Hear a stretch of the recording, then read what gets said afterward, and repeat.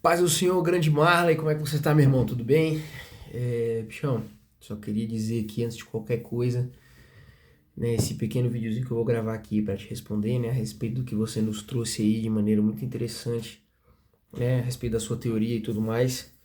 Queria agradecer aqui, cara, em primeiro lugar pela confiança, por ter aí se preocupado, né, e acreditado que eu sou uma dessas pessoas capacitadas, né, para receber essa bomba de informações que foi o seu vídeo e mais do que isso, apto de alguma forma para contribuir, né, com essa com o seu pensamento e tudo mais. Eu espero que eu consiga fazer jus a isso e quero te parabenizar, né, em primeiro lugar por essa sabedoria de mandar para pessoas específicas, porque eu concordo que realmente por isso é uma coisa que pode escandalizar alguém que não esteja preparado. E mais do que isso, pela sua tranquilidade em atribuir qualquer glória que possa existir nessa teoria ao Senhor e qualquer falha que possa existir à sua própria pessoa, né? Inclusive compartilhou a sua questão com a bipolaridade. Eu trabalho com saúde mental há muito tempo, então ver a maneira madura com que você encarou a possibilidade disso fazer parte de um devaneio, de certa forma, me fez ter uma impressão ainda mais positiva a seu respeito, né? Do pouquinho de tempo que a gente conversou lá no dia da pregação, já vi que você é um homem de Deus e agora continuo achando isso ainda mais, certo? Mas eu preciso conversar com você sobre algumas coisas que você pontuou a respeito dessa teoria.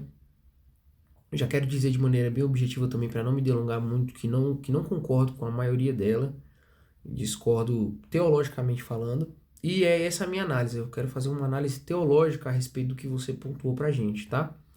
Eu vou deixar o do espinho da carne de Paulo, de repente até para um outro vídeo, porque ele pode ser até mais curto, mas a respeito da teoria do líquido amniótico e tudo mais, a gente precisa conversar sobre algumas coisas. Então vamos lá, o primeiro ponto, e o ponto essencial de toda essa teoria foi baseado numa ponte entre o texto de primeiro de João, capítulo 1, com Gênesis 1, né? E aí você utilizou a definição de palavra como informação. E aí eu já queria contestar esse primeiro ponto, justamente porque essa ideia de que palavra é informação, é, você baseou ela certamente num conceito ocidental, tradicional, do que a gente entende como palavra sendo o conceito de alguma coisa. Quando na verdade, se a gente pegar a leitura interlinear do que João está falando, né, ele utiliza lá, no princípio era o verbo era Deus, o verbo estava com Deus e o verbo era Deus. A palavra verbo, traduzida do grego, é logos, né? E como a gente sabe, João ele é um contemporâneo de muitas figuras filosóficas pós-socráticas, pré-socráticas. Então, o que acontece ali, na verdade, é que João está fazendo uma conjectura, inclusive, a respeito do que Heráclito vai dizer que é a força motriz e engajadora da criação de todo o universo, que é essa ideia de logos. Então, o que João vai fazer é pegar essa filosofia que está em voga na época e utilizar isso como uma explicação teocêntrica no lugar de antropocêntrica. Então, essa palavra, no caso, verbo que ele utiliza, tem um contexto e um sentido totalmente diferente do que para Moisés o verbo criador e motivador de todas as coisas lá em Gênesis 1 existe, né? Eu, pelo menos, sou adepto da teoria de que Moisés foi a ele dada a revelação do Pentateuco, certo? Então, linguisticamente são pontos muito distantes para que a gente resuma essas duas ideias em informação e baseie uma teoria inteira em cima disso, beleza? Então esse já é o primeiro ponto que eu preciso que a gente entenda juntos. Não é a mesma coisa e esse termo informação, que você depois vai comparar com espermatozoide e tudo mais, ele fica muito vago. Filosoficamente, o que João estava trazendo aqui é muito mais denso, falando que Jesus era o verbo, que ele era o logos, a essência de toda a criação. E isso aqui, na verdade, é um textuário para atestar a divindade suprema de Jesus, uma vez que Jesus também é Deus, né? Jesus estava na criação, no princípio de todas as coisas, e não foi criado por Deus ou algo assim. Então, essa primeira palavra de que palavra quer dizer informação, ela está incorreta, tá? O que João está dizendo ali é que Jesus é o Logos, e o Logos, filosoficamente, é muito mais denso do que conjunto de informações, tá certo? Que é diferente também do verbo Baruch Harashem, do hebraico que o Moisés vai usar lá em Gênesis, certo? A segunda coisa, e aí eu queria já pular inclusive para o que você fala no final, que já é falando sobre a respeito do Espírito Santo ser a mãe. Cara, isso é muito perigoso. Eu preciso que você tome muito cuidado, inclusive quando você for citar isso, mesmo que com pessoas inteligentes, para que as pessoas não tenham uma impressão errônea do que você está dizendo. Então, inclusive, existe uma teologia que surgiu na Coreia do Sul, já tem um pouco de tempo, que fala, é o Evangelho da Mãe de Deus, que tem uma teoria muito parecida com o que você está dizendo, mas que é uma teoria profundamente antibíblica. Então, se a gente diz, por exemplo, que o Espírito Santo é a mãe, existe uma contradição lógica até mesmo na própria apresentação do argumento. Como assim? O Espírito Santo ele é a mãe, ele é a mãe da Trindade, né? Que foi a teoria que você apresentou. E aí, ao mesmo tempo, o que a gente vai ver lá em Gênesis 1 é que o Espírito do Senhor pairava sobre as águas. E como você faz a comparação de que essas águas são um líquido amniótico, o que isso quer dizer? Quer dizer, então, que a mãe estava andando sobre o líquido amniótico, tipo, a mãe está dentro da própria barriga. A gente precisaria de uma base teológica para dizer que esse espírito, então, que seria a espírito, estaria do lado de fora dessa, que a gente vai chamar aí, né, que você chamou o universo como barriga, e para que ele estivesse sendo portador dessa gestação, supostamente. Mas não, a Bíblia vai dizer que o espírito parava sobre as águas. Então, como exatamente isso funcionaria, né? Já tem uma inconclusibilidade lógica aí, né? E a terceira coisa tem a ver, inclusive, com a correlação de dias e semanas e meses que você faz também por lá, né?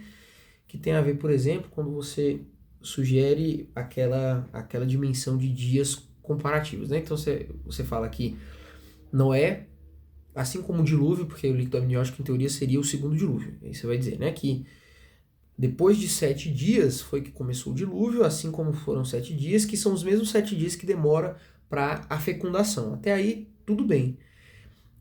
Isso continuaria fazendo sentido se essa correlação de números tivesse mantido uma lógica, mas depois disso você perde essa linha de lógica, né? No sentido de que, tudo bem, se são dias, dias e dias e essa correlação está intrínseca, então a ideia dos 40 dias que Noé ficou por lá deveria culminar com os 4 meses que foram lá, e aí você faz uma relação de 4 meses com 40 dias, não respeitando inclusive a sua própria lógica de relação, que foram de 7 dias, né? Então aqui já perde um pouco, aí a relação quer dizer então que, porque são 4 dias, também são 40, entendeu? Não é legal, né? E eu tentei até fazer uma força ali para ver se tinha a ver com mês e tudo mais, mas não, ficou bem desconexo essa comparação.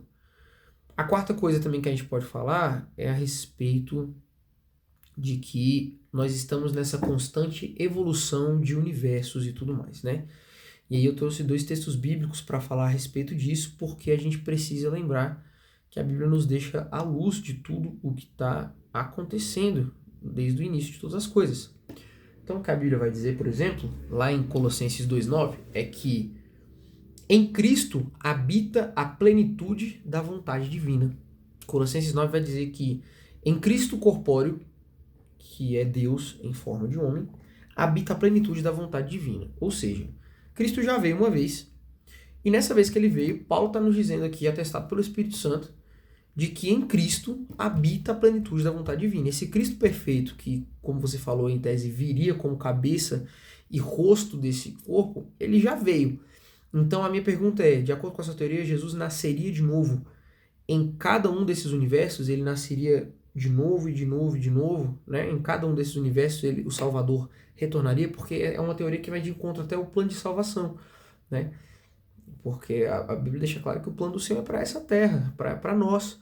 Então, a não ser que a gente estivesse falando de multiverso, universos paralelos, né? Mas eu também acho que a Bíblia não nos dá respaldo para isso. E lá em Gálatas 4,4 também vai dizer que Cristo veio quando se cumpriu a plenitude do tempo. Ou seja, Cristo veio no dia e na hora exata que ele deveria vir. Nem antes, nem depois. Amém? Quinta coisa, aí a gente tem umas questões de inconcluibilidade, de inconclusões lógicas também, né? Eu nem sei se a palavra existe, inconcluibilidade, mas inconclusões lógicas, né? Que é, por exemplo, a comparação de bilhões de anos com dias. Por que que isso é ilógico, né? Primeiro porque você assume ali na teoria que a ideia de bilhão, 1 bilhão de anos valeria por um ano. E, de novo, biblicamente dizendo, a gente não tem esse comparativo, né, de bilhão de anos. Muito pelo contrário, as teorias hoje biblicamente mais aceitas vão dizer que a humanidade nem tem esses bilhões de anos. Na verdade, os teólogos e arqueólogos mais aprofundados na arqueologia teológica vão dizer que a Terra não tem mais do que 6.000 anos, sabe? Fazendo aquele cálculo que a gente já conhece e tudo mais. Rodrigo Silva, que é um grande teólogo, arqueólogo, pastor adventista, ele é um dos que defende essa tese, de que de 6.000 anos para trás já é tudo inconclusivo. Então, essa comparação de 1 bilhão um dia é uma coisa sua, tipo, ela não tem argumento bíblico para falar isso. O mais próximo que a gente tem disso é lá em 2 Pedro, no capítulo 3, versículo 8, 13, que vai falar sobre uma comparação de anos, né? Que vai falar que 1.000 anos para Deus é como um dia e um dia como 1.000 anos, certo? Então, assim, dentro dessa comparação, né, de um dia como 1.000 anos e tudo mais, o que Pedro também está fazendo é um apontamento para a conjectura do que seria o Kairos, que é o tempo de Deus em detrimento do Cronos, que é o nosso tempo, né? De forma que o tempo para Deus passa de um jeito totalmente diferente para nós. E eu não acho que Pedro esteja limitando isso a 1.000 anos, ele está só dizendo que é diferente, não existe uma correlação direta com especificidade de datas e dias ou horas. Isso poderia ser 1 bilhão, como você citou, mas também poderia ser, sabe, os 6.000 anos, que é a teoria mais aceita. Mas um ponto, cientificamente, a relação que você faz a respeito de uma criança estaria pronta com 12 meses e não com 9, ela também não existe, tá, cara? Cientificamente falando, não tô nem falando de teologia agora. Cientificamente ela não existe. Então, a ideia é que a gente passa a contar a idade cronológica de uma criança a partir do momento que ela nasce, né? De novo, eu estudo a área da saúde exatamente isso.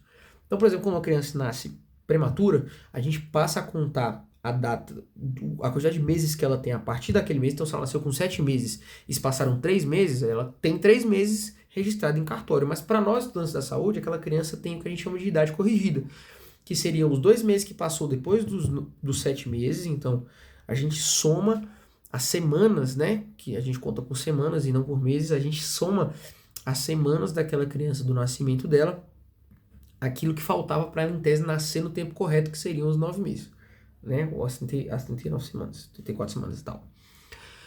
E aqui você faz uma relação uma criança estaria pronta em 12 meses e você assume que a gente, então, que seriam esses 12 meses, mas essa relação, ela também não é coerente nem cientificamente, tá, cara?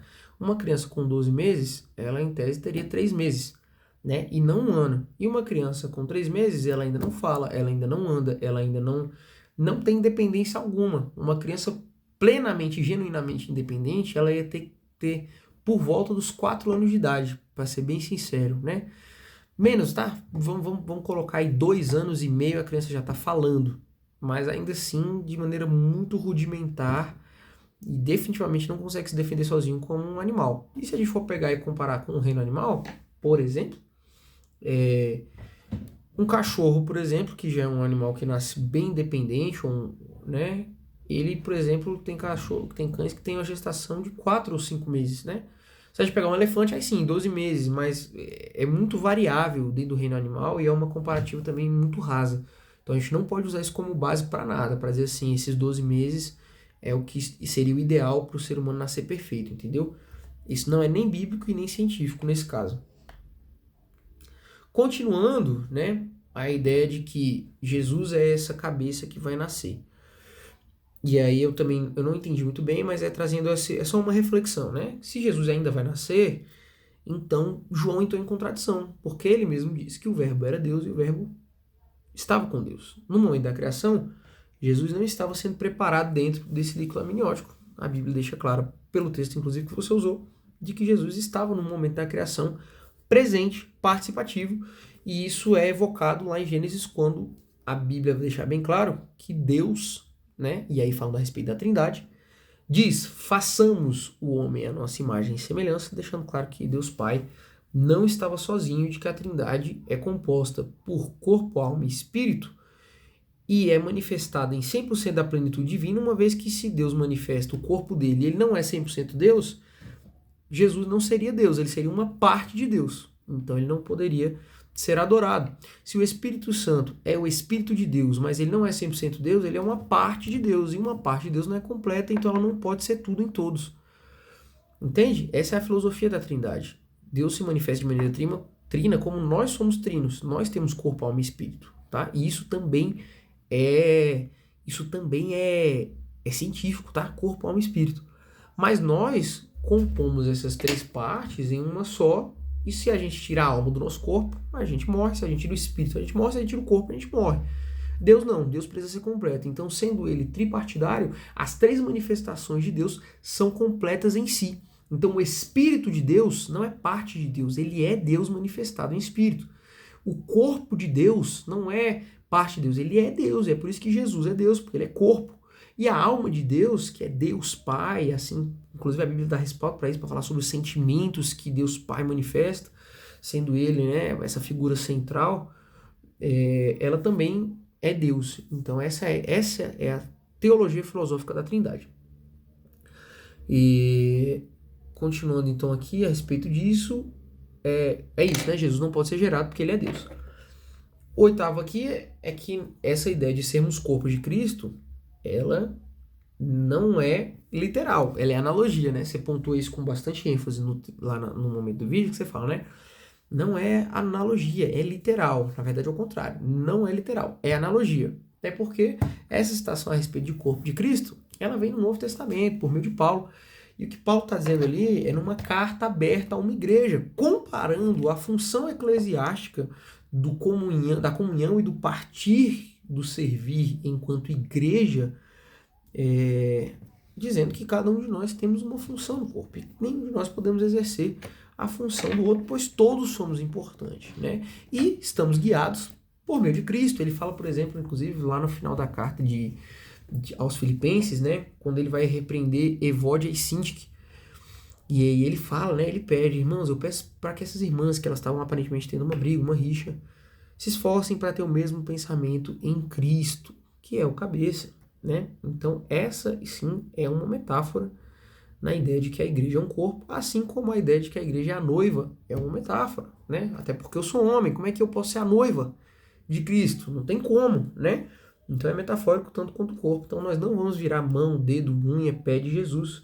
Jesus é o cabeça filosoficamente, teologicamente falando, uma vez que ele nos guia. E nós, de acordo com 1 Coríntios 3,10, temos agora a mente de Cristo. Isso é lindo, né? 3,8, se eu não me engano. Então, a Bíblia fala, né? Cita Isaías, Paulo cita Isaías, quem poderá conhecer os pensamentos de Deus? E aí ele completa, nós, porém, temos a mente de Cristo. Depois você faz uma citação a respeito de Atlântida e Marte. Eu não acho interessante a gente pegar teorias e mitologias e comparar isso e trazer isso para uma teoria que em tese seria uma teoria teológica, tá? Essa ideia de Atlântida, ela não é bíblica e muito menos histórica. Então, a gente pegou uma teoria mitológica e associou isso a uma possibilidade, né? Somando ela à teoria. Então, não é bacana isso, assim como Marte também, que já é um planeta hoje em dia explorável e completamente e profundamente inóspito para um homem feito segundo a imagem de Deus, uma vez que a Terra é perfeita para nossa habitação e Marte é definitivamente inóspito. Não tem como viver pessoas segundo a imagem e semelhança de Deus, feitas, né, segundo a ele, num lugar que não foi feito para pessoas. Outra coisa importante, talvez o maior perigo do vídeo, que seria essa comparação do Espírito Santo com a mãe, né, a Espírito Santo, que é Deus nos fez a imagem e semelhança, né? Homem e mulher, Gênesis 1:27 vai dizer isso. Criou Deus. Gênesis 1:27 vai falar, por exemplo, né, que nós fomos feitos à imagem e semelhança de Deus. Homem e mulher os criou. Então, aos dois chamou Adão. E a concepção de Eva é uma concepção tão humana que a Bíblia diz que Deus olhou para o homem e viu que não é bom que o homem esteja só. Ou seja, só depois que o homem, em teoria, né, só depois que Deus viu a proposta do homem, é que ele entendeu. Acho que essa palavra é feia, né, porque Deus sabe de todas as coisas, mas só depois disso é que Deus pôde aí compreender que o homem não seria bom que ele seja só. Uai, mas em teoria Deus seria casado então, né? Porque Deus tem Espírito Santo, que é a esposa dele, que seria a mãe, né? Então ele deveria criar, ele nem precisaria colocar isso enquanto percepção, porque ele já sabia que não é bom que o homem esteja só, porque ele fez a imagem e semelhança, porque somos uma família. Não, mas a Bíblia deixa claro que não é verdade isso. Ela deixa claro que Deus fez uma adjuntora para o homem. Deus não precisa de adjuntora, e a Bíblia deixa muito claro que essa conjectura, de novo, não tem a ver com gênero, com sexualidade e nem com uma noção humana de família, tá? A ideia de pai, mãe e filhos é humana, é uma noção nossa, tá? E a maior prova disso é porque a Bíblia faz várias dessas comparações. A Bíblia vai dizer, por exemplo, que Deus junta Israel debaixo de si como a galinha faz com seus ovos. Ou seja, Deus é mulher porque ele se compara, ele fala que o cuidado dele é como cuidar de uma mãe. Deus falando isso. Ele compara, né? Você falou que o Espírito Santo é o consolador e tudo mais, né? E as pessoas que não têm mãe, né? Que são criadas pelos pais. Ou seja, é uma conjectura rasa também. A gente não pode usar isso como base. E Deus se compara com a mãe em algum momento, que é essa ideia da galinha, que ajunta Israel como os pintinhos. Quantas vezes Israel quis ajuntá-lo como a galinha ajunta os pintinhos debaixo do ovo? A Bíblia fala que nós somos a noiva, como eu te citei anteriormente ali, né? Então essa questão de gênero para Deus, ela não pode ser utilizada, tá? Ela não é fatídica, ela não é genuína. O Espírito Santo é Deus, e é por isso que ele vai ser citado várias vezes como o Espírito de Deus, tá? Ele vai ser citado várias vezes como o Espírito do Senhor, e não só como o Espírito Santo, ou muito menos como a Espírito Santo. Por último, Deus criou o Espírito Santo, né? Aí no final do vídeo, se você observar, você fala isso. Não sei se você se confundiu, mas você fala, né? É por isso que Deus criou o Espírito Santo. E não, cara, a gente não pode cair nessa, tá? Teologicamente, isso também é um erro grotesco, né? Uma vez que o Espírito Santo é deixado muito claro que o Espírito Santo é Deus. Primeiro ponto, o Espírito Santo testifica a Cristo, João 15, 26. E ele vai falar que o Espírito que vem diretamente do Pai, otorgado dele, no sentido de que é a mesma autoridade, é quem vai dar razão da nossa fé dentro do nosso coração a respeito do testemunho de Cristo quando ele veio e habitou na terra. Então, é o primeiro ponto. Segundo, nascer do Espírito. Essa é a parte muito legal, porque fiquei imaginando, você nem usou isso como um argumento, mas você poderia utilizar, por exemplo, quando Jesus está conversando com Nicodemos, ele fala, olha, bem direi de vocês que se alguém não nascer de novo, né, ninguém pode ver a Deus se não nascer de novo, o reino de Deus se não nascer de novo. E aí, logo depois que o Nicodemus pergunta, ele fala, certamente vocês têm que nascer da água do Espírito. Eu falei, cara, se o Marley tivesse visto isso, ele ia ficar doido, né? Porque tem tudo a ver com a sua teoria. A água, seu líquido amniótico, ele ainda fala água do Espírito, o homem tem que nascer de novo da água do Espírito. E essa ideia de ciclo, ou seja, em teoria seria o versículo que resumiria a sua teoria. Mas o próprio Jesus, quando cita essa expressão, ele traz para Nicodemos exatamente essa questão, porque Nicodemos pergunta, pode um homem sendo velho nascer de novo? E ele fala, cara, Nicodemos, você é mestre em Israel, você não entende isso. O que Jesus está dizendo aqui? Ele está falando o seguinte, que a gente não pode confundir a metáfora para a qual Cristo foi enviado para colocar em prática, no sentido de que agora nós estamos num novo mundo, um mundo, de novo, né, pós-socrático, eu estou usando muita essa expressão, né? Desculpa. A gente está agora num novo mundo, onde o mundo das ideias já foram apresentados aos gregos e tudo mais. A gente está tendo filosofia sendo aprofundada, certo? E agora a gente vai pegar tudo aquilo que foi feito na prática no Antigo Testamento e trazer para o mundo espiritual, não só isso, mas para o mundo das ideias de um jeito muito mais consolidado, para que isso se perpetuasse ao longo do tempo, tá? Então, por isso que eu acho que Por isso que Gálatas fala que foi a plenitude do tempo. Mas olha que coisa linda, Jesus repreende Nicodemos a esse respeito. Ele fala assim, cara, não é isso, entendeu? Não é isso. E aí Paulo testifica isso lá na frente, dizendo que nós temos que ser batizados em nome de Cristo Jesus. E a circuncisão agora acontece no coração, que é leve, que é a mente. Então o que Jesus está dizendo que não é uma literalidade a respeito de nascer da água do Espírito. Ele está dizendo que agora vocês receberam o Espírito Santo e ele habita dentro de vocês corporalmente. E vocês agora precisam nascer de tal forma de novo, que é a ideia do batismo, morrer para o velho homem, nascer para o velho homem aceitando a Cristo e reconhecendo ele como o seu único Senhor e Salvador, para que o Espírito Santo haja em vocês, fazendo com que Cristo emane nas ações de vocês. E aí, por isso que Paulo fala sobre frutos do Espírito, vai falar sobre a manifestação do Espírito, sobre quem é o cristão espiritual e quem é o carnal, quem vive segundo o Espírito, quem não vive segundo o Espírito, ou seja, tudo nesse plano, tudo para nós, nada disso é para um plano futuro, né, de um outro universo que vai se reerguendo, se organizando. Isso, na verdade, parece muito com a teologia espírita, cara, né, com essa ideia de ir aperfeiçoando a alma, aperfeiçoando até que a gente, enfim, vai ser coroado com Cristo, que é o cabeça. Isso é muito perigoso. E aí eu deixo para reflexão aí dois textos para você, que é 2 Coríntios 3,17 e 1 Coríntios 3,16, que vai falar também a respeito da atuação do poderoso Espírito Santo, que é Deus também, é o nosso Deus. Beleza, cara? Então, irmão, Deus te abençoe de novo, né? Por mais que eu discorde profundamente do que você expressou, né, com teoria, eu respeito profundamente a maneira como você apresentou isso, de maneira muito respeitosa, muito inteligível. Eu acho que faltou um pouco de base bíblica, mas isso pode ser apresentado como uma filosofia, tá? Não é uma teoria teológica, eu quero deixar isso muito bem claro para você.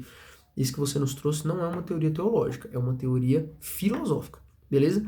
Enquanto teoria filosófica, ela tá mais respaldada e mais guardada de erros, porque se você apresenta isso como teoria filosófica, a gente, como teoria teológica, a gente precisa de base bíblica e base histórica. E é uma teoria que não tem esses dois artifícios, ela não tem esses dois principais artifícios.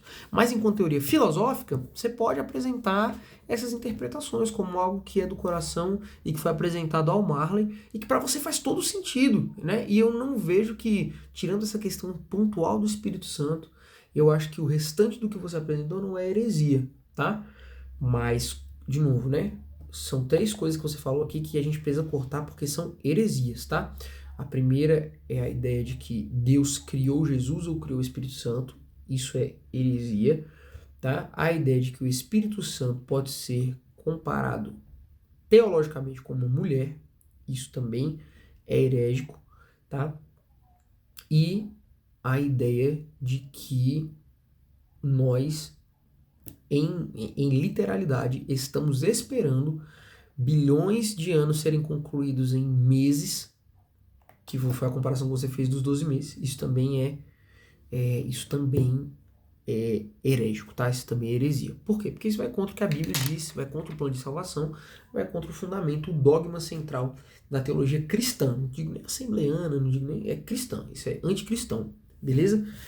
Então, irmão, Deus te abençoe muito, continuarei aí acompanhando, orando por vocês. Se você quiser prolongar essa discussão, a gente pode prolongar com toda certeza.